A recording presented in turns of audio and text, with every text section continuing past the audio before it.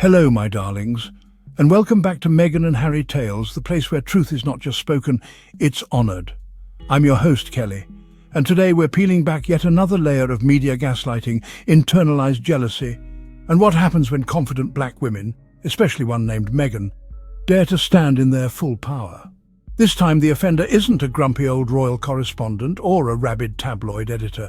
No, this time it's someone who should have known better. Brooke Shields, and aiding the erasure, none other than India Hicks, the King's cousin. At the 2024 SXSW panel, Meghan Sussex, graceful as always, shared her now iconic childhood story.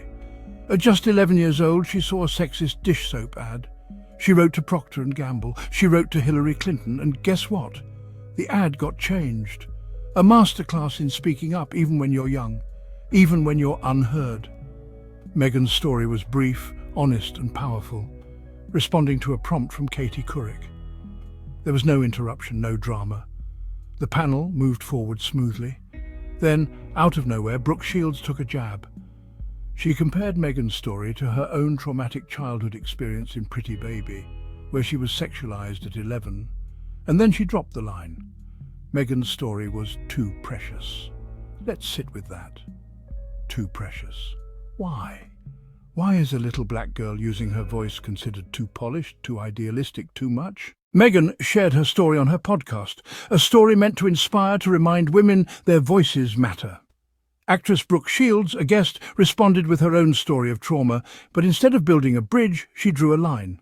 Later, Shields called Meghan's story a little too precious, a word that can cherish, but here dismissed.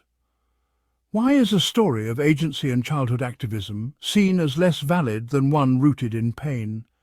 Must a woman's story be about suffering to be powerful? Meghan's narrative was one of confident action, not victimhood, yet her story made some uncomfortable. It challenged the idea that only stories of overcoming trauma are worthy.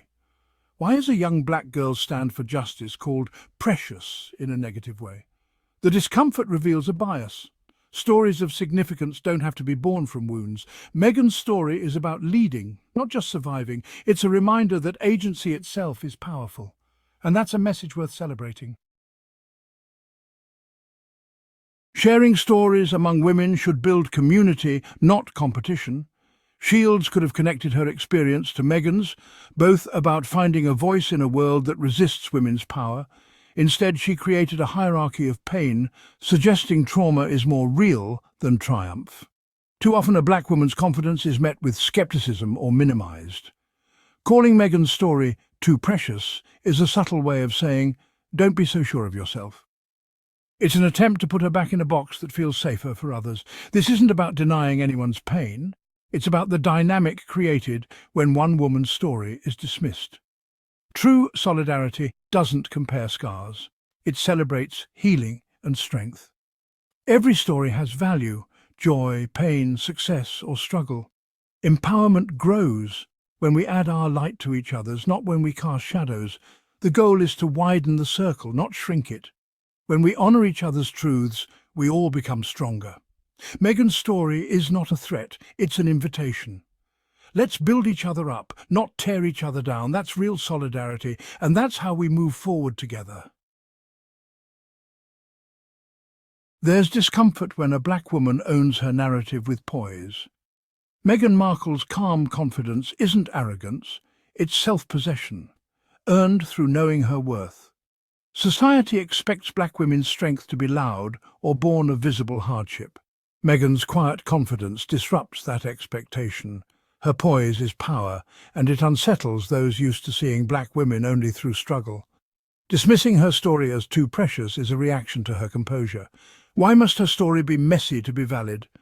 Meghan's narrative is about achievement, not just overcoming. This shift is revolutionary. It puts power in her hands. Her poise is a quiet rebellion, refusing to perform pain for approval.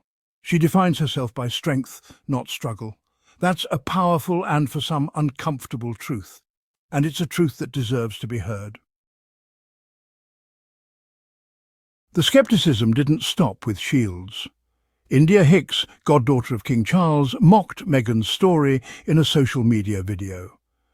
Her reenactment was meant as humour, but it belittled Meghan's childhood achievement. The video was a public act of dismissal, turning a story of empowerment into a punchline. Then Hicks deleted the video and apologised, calling it a frustrating error. But deleting the evidence doesn't erase the intent. The message was already sent. Meghan's story wasn't to be taken seriously.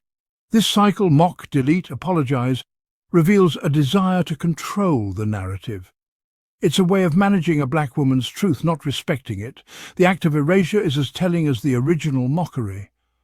It shows how quickly support can turn to ridicule and back again when a story challenges comfort. Meghan's experience is a reminder for some a black woman's truth is something to be managed, not honoured. But the story remains and its impact endures. Attempts to erase it only prove its power. Imagine if this story belonged to a young Leonardo DiCaprio or Emma Watson. Would their childhood activism be called too precious or mocked by public figures? Unlikely. Their stories would be celebrated as the origins of future leaders. The storyteller matters. When a confident black woman shares her success, it's scrutinized, doubted, minimized. Why? Because it challenges the status quo, a black girl as her own hero. The double standard is clear. Confidence is called arrogance. Poise is called coldness. Success is called luck. Words like precious and public mockery are tools to shrink powerful stories. This isn't just about Meghan. It's about every black woman told she's too much. Society tries to police their self-expression to make them smaller. The reaction to Meghan's story is a lesson. Look at who's telling the story and how we choose to listen. Question your biases. See the power in every story, no matter who tells it. That's how we move toward real equality. Here's what they're not saying out loud. Meghan represents something they cannot control. A woman who left the monarchy on her own terms, married their beloved spare, and built her voice not from scandal, but from purpose. That's what's too precious to them. A woman who doesn't need their approval to matter. Brooke Shields may have tried to turn a moment of empowerment into a punchline, but the only person she diminished was herself. And India Hicks? She showed us once again that proximity to royalty does not guarantee class. So to every listener out there, especially the women, especially the black girls with bold voices, don't shrink to make others comfortable. If they call your truth too precious, wear it like a crown. Thank you for tuning in, my darlings. Don't forget to like, subscribe, and share this episode of Meghan and Harry Tales. Until next time, stay loud, stay proud, and stay precious, just the way you are.